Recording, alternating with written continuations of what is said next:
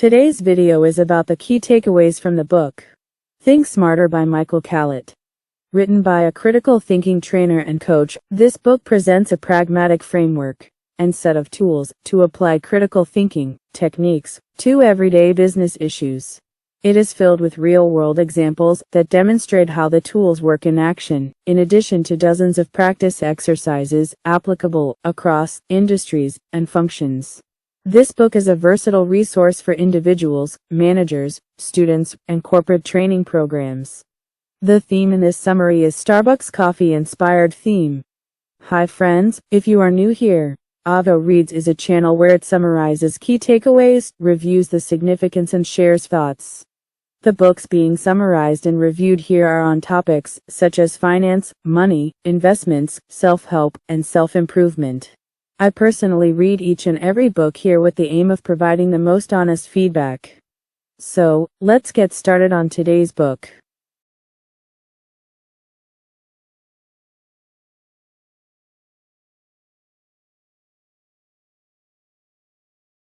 What is critical thinking? Thinking is the foundation of everything we do. Every action, every solution, and every decision we make is the result of thinking. Like, what to eat for lunch. Before we discuss what is critical thinking, we first take a look at automatic thinking, which is the kind of thinking we do the most. Automatic thinking means that you are not necessarily aware of what you are thinking. For instance, have you ever driven your car to work, but didn't remember the drive when you got there? What about a time when you put your keys down, and had no idea where they went a few minutes later? So what exactly is critical thinking? The author defines critical thinking as manual thinking, not automatic. Purposeful. Being aware of the partially of your thinking. A process. Thinking that uses a tool set. In short, critical thinking means that you are aware of the partiality of your thinking. Most of the people assume critical thinking is non-emotional thinking. However, humans being human, we have emotions, biases, and prejudices that stem from our values. Although it is possible to be aware of these, it is impossible to ignore them. You cannot be completely impartial, but you can be aware of the components of your partiality and how they influence you. Here is a comparison between automatic thinking and critical thinking. Both types of thinking follow a three-step process, which is relatively similar as shown. We will discuss about the 3 steps of critical thinking in the How section. On dealing with clarity, automatic thinking focuses much time and effort on it and move to conclusions and decisions as quickly as possible. As a result, the foundation for decisions is weak and more time needed for decisions. On the other hand, critical thinking focuses much on clarify. The time spent on clarity can save a tremendous amount of time and effort later on. The result is a strong foundation for decisions and lesser time needed for decisions. Critical thinking process doesn't guarantee that you won't be revisiting this clarity once you move on to conclusions, nor can it guarantee that your solutions are correct. What it does is it greatly increase the probability you won't have to revisit the issue. The result for automatic thinking can be a bad call. Spend considerable amount of time trying to figure things out, solving the wrong problem, or even attempted to solve something that wasn't a problem in the first place. Wasted a lot of time, money and effort.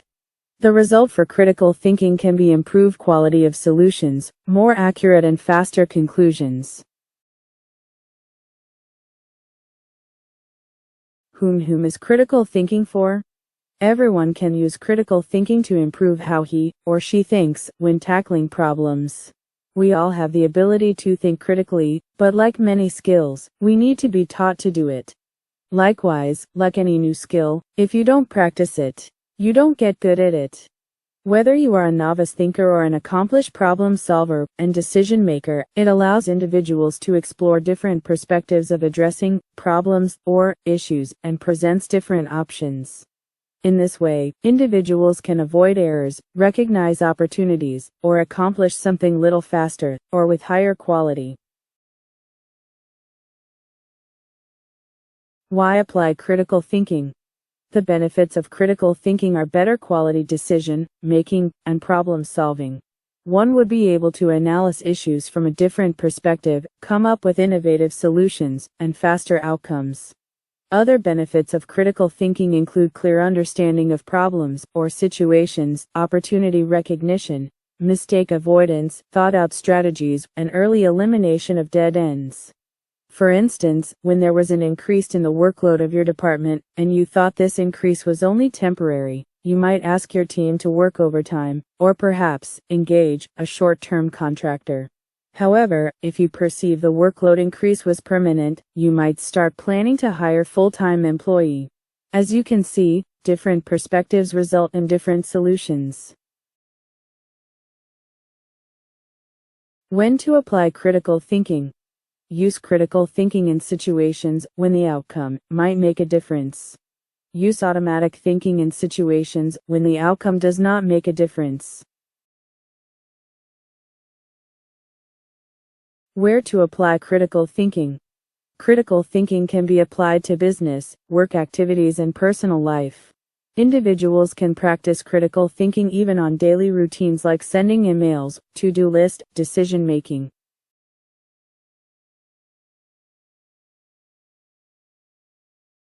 How to apply critical thinking.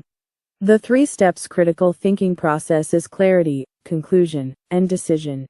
Step 1. Clarity.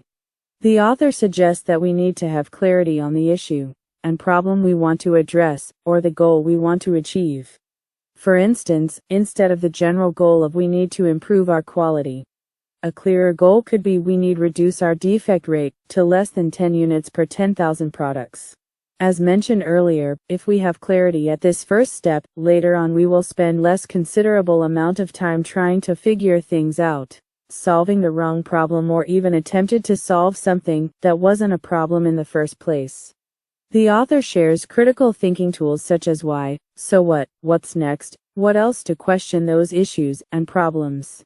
This will allow individuals to achieve clarity. Step 2. Conclusion. Conclusions are about coming up with solutions and list of to-do to address the issue. Continuing with the quality example of improving quality, one of the conclusions can be to reduce defect rate. We will include a product test cycle before the product gets shipped. According to the author, the primary method of reaching conclusions is based on our deduction and induction reasonings, that is based on facts, observations, experience, beliefs, and assumptions. This regular critical thinking process to reach conclusions should be sufficient most of the time. However, if individuals require to generate results significantly beyond what simple conclusions can yield, the following 3 critical thinking tools, in the order of sequence, can be applied. Number 1. Thinking outside the box. To think outside the box, you have to acknowledge that the box by your premise. The current box is bound by our facts, observations, experience, beliefs, and assumptions, and if we want to think outside the box, we have to push these boundaries by using what, if, and what other. For example, what if I'm making an untrue or invalid assumptions? What if I had never had that experience before? What other assumptions can I make? What other sources of information might provide me with new ideas? Some situations when think out of the box can be applied. When current solutions are fine, but you want to explore for a more significant result. When there is a crisis and you don't have a contingency plan, you will probably need some outside the box ideas. Number 2. Abductive thinking. Abducitive thinking requires knowledge, but only works when there isn't much experience. Inductive reasons works most of the time due to the experience one's gone through. But there's a risk of old dog thinking, when your inductive reasoning is so strong that you lose the ability to guess or see another perspective. Combat this by being aware of where you run the risk of being an old dog and teaming with less experienced people. This can bring a new perspective which an old dog could not have thought of. Number 3. Impossible thinking. Impossible thinking is a tool that really takes your mind beyond boundaries. Impossible thinking is about throwing any ideas with no constraints and no reality, through impossible conversation. While many of the solutions raised could be ridiculous and impractical, who knows, few might alleviate the situation. Step 3. Decision. Decision is to decide to take the action and do it. Consider each of the conclusions and decide to do or not to do, to act or not to act. The following needs to considered in decisions. Who is the decision maker? Is there a need to make this decision? When will it be made? Criteria to evaluate go or no go for that particular decision. The risk involved to pursue that particular decision. If you find yourself having difficulty in getting a decision made, it could be one of the preceding factors isn't clear, or you haven't reached a definitive conclusion yet. That is the reason of putting efforts on the steps of clarity and conclusions.